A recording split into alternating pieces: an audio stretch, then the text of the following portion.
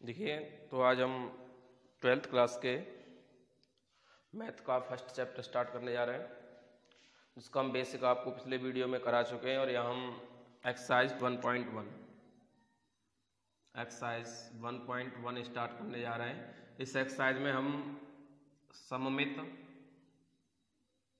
स्वतुल्य एवं संक्रामक के बारे में पढ़ेंगे। जैसा हम पीछे पढ़ चुके हैं कि सममित क्या होता है, जो रिलेशन पहले का दूसरे से होता है वही दूसरे का रिलेशन पहले से होता है। उसी प्रकार जो रिलेशन स्वतुल्य का संबंध है स्वयं का स्वयं से संबंध, और उसी प्रकार संक्रामक होता है पहले का दूसरे से, दूसरे का तीसरे से, और तीसरे का फिर पहले से संबंध होता है। उसी को हम संक्रामक संबंध कहते हैं। और जहाँ पर ये संबंध सारे एक साथ आ जाएं उसे कहते हैं हम तुल्यता संबंध। तो इसके लिए हम पहले एक क्वेश्चन से स्टार्ट करते हैं। पहला क्वेश्चन दिया है हमें, ये दिया है कि समुच्चय ए, यानी ए बराबर हमें मान दे रखा है 1 2 3 ... 13 14 तक, यानी कुल मान हमारा ये है। यहाँ हमें उस संबंध दिया है, ये कह रहा है कि आर जो रिलेशन है वो ऐसे है कि x, y इस प्रकार है कि 3x - y बराबर 0 के है। यानी x के 3 गुने में से यदि y को घटा दिया जाए तो वहाँ 0 बचता है। ये इसका रिलेशन बताना है। और इसमें बताना है कि सममित है, स्वतुल्य है, संक्रामक है या नहीं है। तो इसके लिए हमें मानों की तुलना, जो रिलेशन निकालना है वो a से निकालना है। तो हम इसको ले लेते हैं 3x - y = 0। तो हम कह सकते हैं कि 3x बराबर y इधर माइनस का, इधर हो जाएगा प्लस का।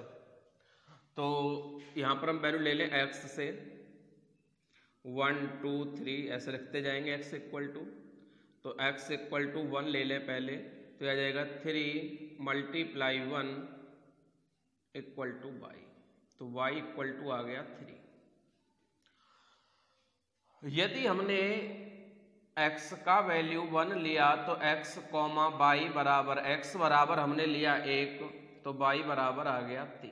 ये क्या बोलेंगे इसे बोलेंगे क्रमिक युग्म। ये क्रमिक युग्म बन गया 1, 3। इसी प्रकार हम ले लें x = 2, तो ये आ जाएगा 3 × 2 = y। तो y बराबर आ गया 6, और ये बन जाएगा x, y बराबर आ जाएगा, हमने x का 2 लिया तो y का 6 आ गया। इसी प्रकार x बराबर 3 लेंगे तो 3 × 3 बराबर y, अर्थात y बराबर आ जाएगा 9। तो x, y बराबर आ गया 3, 9। 3, 9, यानी हमेशा जो मान है y का वो x से 3 गुना आएगा।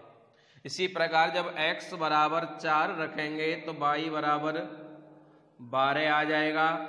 x बराबर 5 रखेंगे तो y बराबर 15 आ जाएगा।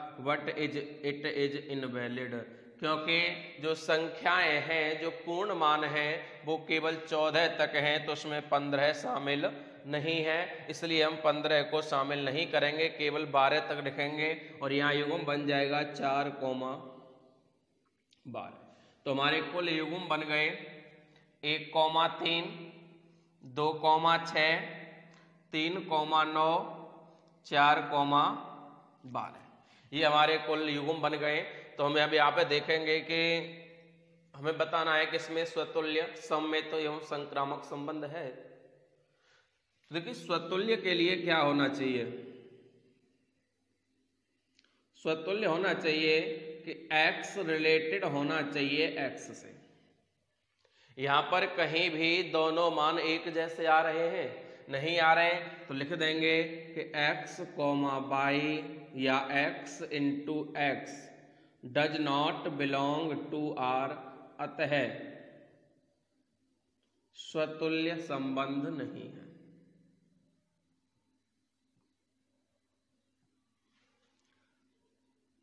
आ जाएगा सममित के लिए ले लें तो सममित होना चाहिए कि x रिलेटेड है y से उसी प्रकार y रिलेटेड होना चाहिए x से। तो यहाँ कहीं भी x, y, x ऐसा लिखा हुआ है, यानी 1, 3 है तो 3, 1 होना चाहिए, जो यहाँ पर नहीं है, तो does not belong to R। अतः सममित संबंध नहीं है। इसके पश्चात संक्रामक के लिए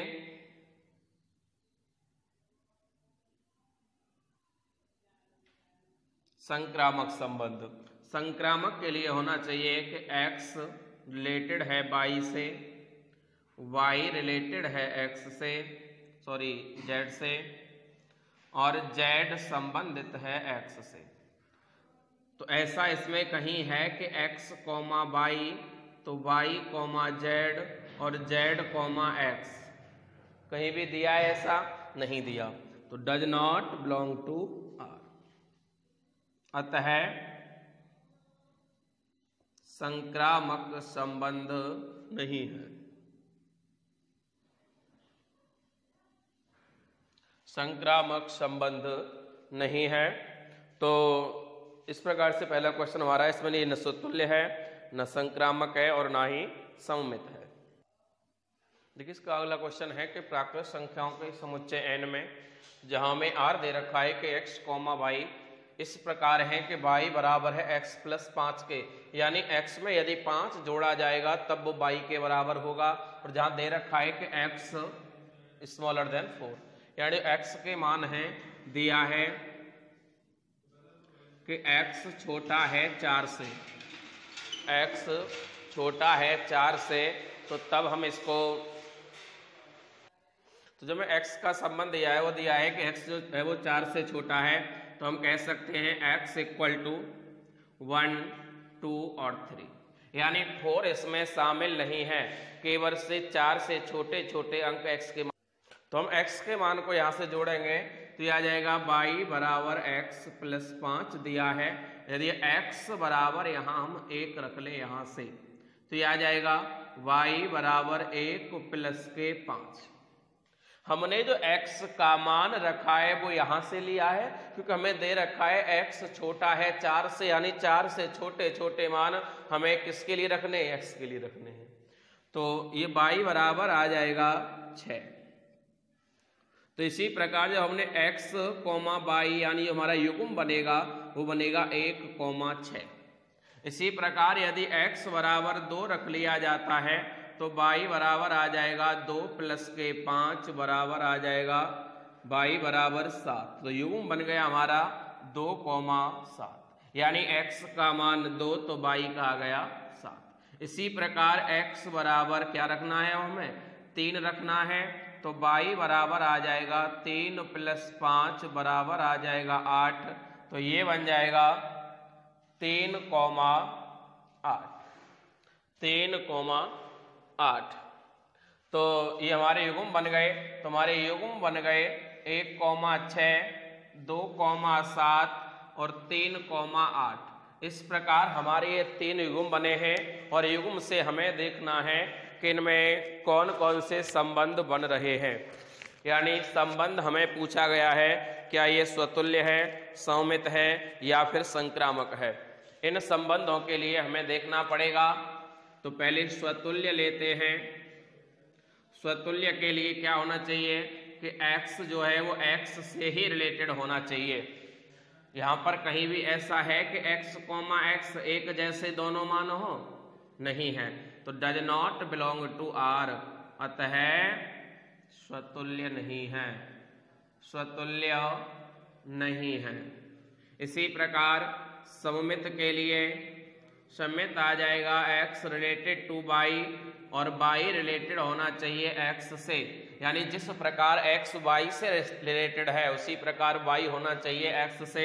यानी x, y है तो y, x भी होना चाहिए। यहाँ कहीं है? नहीं है। अतः सममित संबंध नहीं है। अब हम संक्रामक देखेंगे। तो संक्रामक होना चाहिए x रिलेटेड टू y, उसी प्रकार y रिलेटेड होना चाहिए z से, उसी प्रकार z रिलेटेड होना चाहिए x से, यानी x कॉमा y तो y कॉमा z और z कॉमा x। 1,6 6,8 हो 10 हो ऐसा कहीं यहाँ है नहीं है, तो does not belong to R, अतः संक्रामक भी नहीं है। तो ये न तो स्वतुल्य है, न सम्मित है और ना ही संक्रामक है। क्वेश्चन नंबर 4 में देखेंगे, ये हमारा महत्वपूर्ण क्वेश्चन है कि ये दे रखा है कि ए और बी इस प्रकार है कि ए छोटा है या बराबर है बी के। तो ए छोटा है या बराबर है बी के, तो हम कह सकते हैं कि ए कॉमा ए, भाई बराबर भी तो हो सकता है, छोटा है तो बराबर भी तो हो सकता है, तो ए कॉमा ए सभी के लिए होगा ये ए में। और हम कह सकते हैं कि ए कॉमा ए रिलेटेड है आर से। जब ए कॉमा ए बराबर है बी के, तो जो मान ए का होगा वो बी का भी तो हो सकता है, तो रिलेशन इसका आर से है, अतः यह एक स्वतुल्य संबंध है। अब हम देखेंगे सममित के लिए, सममित होना चाहिए कि x कॉमा y तो y कॉमा x। अब ऐसा यहाँ पर कहीं बन सकता है, मानो हमने ले लिया कि यहाँ 2 और 3 ले लिए, x कॉमा y का मान 2,3 ले लिया, तो 3,2 यानी 2 छोटा है 3 से। चलो बात ठीक है, a कॉमा b को हम ले लेंगे कि 2 छोटा है 3 से, परंतु 3 तो 2 से छोटा हो नहीं सकता भाई, 3 2 से छोटा नहीं हो सकता, तो ये does not belong to R, अतः सममित नहीं है। अब हम कह सकते हैं, ये कह रहा है कि a छोटा है या बराबर है b के, माना b छोटा है या बराबर है c के। ये हमने अपनी ओर से मान लिया। संक्रामक के लिए हमें 3 बिंदुओं की आवश्यकता पड़ती है, तो a जो है वो छोटा है या बराबर है b के, तो हमने माना कि b जो है वो छोटा है या बराबर है c के, तब a जो है वो छोटा भी होगा या बराबर होगा किसके, c के। यानी जो रिलेशन, क्योंकि जब a b से छोटा है और b छोटा है c से, तो a c से छोटा ही तो होगा। तो हम कह सकते हैं कि जो रिलेशन a का b से है वही b का c से है, वही c का फिर a से है, तो अतः यह एक संक्रामक संबंध है। यही हमें सिद्ध करना था कि ये स्वतुल्य और सम्मित संबंध है, किंतु संक्रामक संबंध नहीं है। सॉरी, स्वतुल्य और संक्रामक है किंतु सम्मित नहीं है। ये क्वेश्चन नंबर 7 है, अच्छा क्वेश्चन है। ये कह रहा है, सिद्ध कीजिए किसी कॉलेज के पुस्तकालय की समस्त पुस्तकों के समुच्चय ए में R जो रिलेशन है वो इस प्रकार है, x कॉमा y में कि x तथा y में पेजों की संख्या समान है। यानी जितने पेज x में है उतने ही पेज y में है। तो अब सिद्ध करना है कि यह एक तुल्यता संबंध को प्रदर्शित करता है। दिया है कि x कॉमा y इस प्रकार है कि x व y में पेजों की संख्या समान है। अब x कॉमा y में पेजों की संख्या समान है, तो x के पेजों की संख्या बराबर है y के पेजों की संख्या। तो हम कह सकते हैं, माना हमने x में 10 पेज हैं तो y में भी कितने होंगे, 10। माना हमने x में 12 पेज हैं तो y में भी कितने पेज होंगे, 12। तो यानी x में 10 तो y में भी 10। इसी प्रकार x में यदि 12 तो y में भी कितने, 12। यानी समान पेज हो रहे हैं, तो कह सकते हैं कि x, y बराबर x, x, भाई दोनों के मान बराबर हैं, तो ये रिलेटेड होगा किससे? r से है, अतः स्वतुल्य है। इसी प्रकार x के पेजों की संख्या बराबर है y के पेजों की संख्या के। ठीक है, तो हम ये भी तो कह सकते हैं कि y के पेजों की संख्या बराबर है x के पेजों की संख्या के, कह सकते हैं। यानी जो रिलेशन x का y से है वही y का रिलेशन x से है। तो इसका जो रिलेशन है वो हमारा r से है, अतः यह एक सममित संबंध है।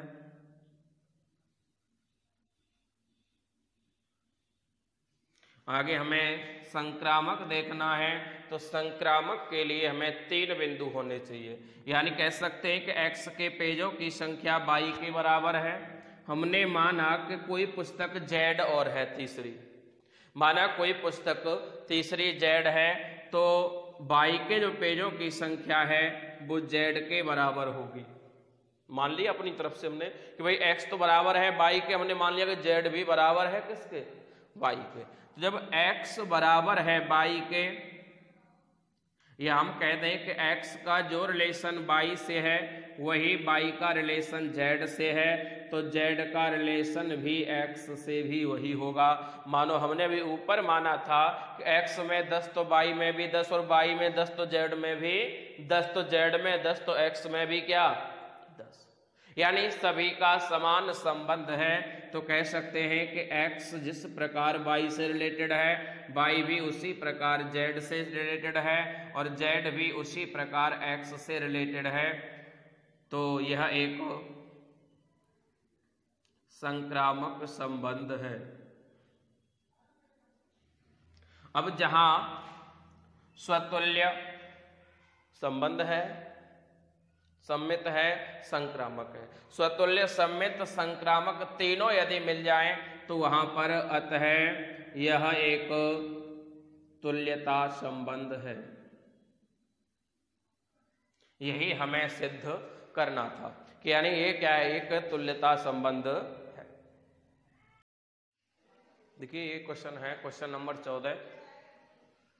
ये कह रहा है मान लीजिए कि XY तल में स्थित समस्त रेखाओं का समुच्चय L है, और L में L1 L2 इस प्रकार हैं कि दोनों रेखाएं एक दूसरे के समांतर हैं। यानी दिया है कि L1 समांतर है L2 के, यानी L1 पैरेलल L2।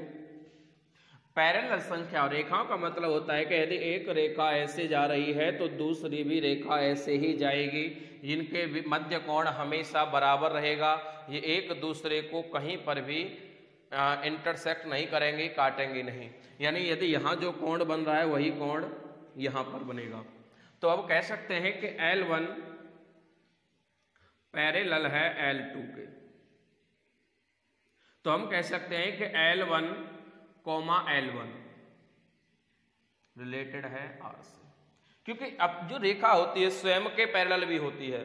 ये रेखा यदि हम इसको L1 मान ले, इसको L2, तो L1 L1 के भी पैरेलल है, समांतर है। यानी जो रेखा, कोई भी रेखा हो, वो स्वयं के समांतर हमेशा होती है। तो कह सकते हैं कि L1 इंटू L2, यानी हम कह सकते हैं कि L1, L2 बराबर है L1, L1 के, और ये रिलेटेड किससे है? R से। तो अतः स्वतुल्य संबंध है, स्वतुल्य संबंध है। इसी प्रकार हमें वापस देखना है, हम कह सकते थे L1 पैरेलल है L2 के, तो L2 भी समांतर या पैरेलल होनी चाहिए L1 के। ये भाई अब L1 L2 के समांतर है, ये L1 L2 के समांतर, L2 तो L1 के समांतर है। तो हम कह सकते हैं कि जिस प्रकार L1 रिलेटेड है L2 से, उसी प्रकार L2 रिलेटेड है L1 से। यानी L1, L2 और L2, L1 रिलेटेड हैं R से, अतः सममित संबंध है। और इसी प्रकार यदि बात करें हम तो माना L3 समांतर है L2 के, ये हम अपनी तरफ से मान लिया, क्योंकि अब हमें संक्रामक सिद्ध करने के लिए 3 चीजों की आवश्यकता होगी। और यहाँ दे भी रखा है कि मान लीजिए, यानी अगला बिंदु हमें खुद मानना है। और तो इसी प्रकार भाई ये हो गया कि L2 जो है वो समांतर हो गया L3 के। अब हमने 3 लाइनें ऐसे खींच दें, 1 2 3, इसको नाम दे दें L1, L2, L3। तो जिस प्रकार L1 समांतर है L2 के, उसी प्रकार L2 समांतर है L3 के, तो उसी प्रकार L3 भी समांतर होगी L1 के।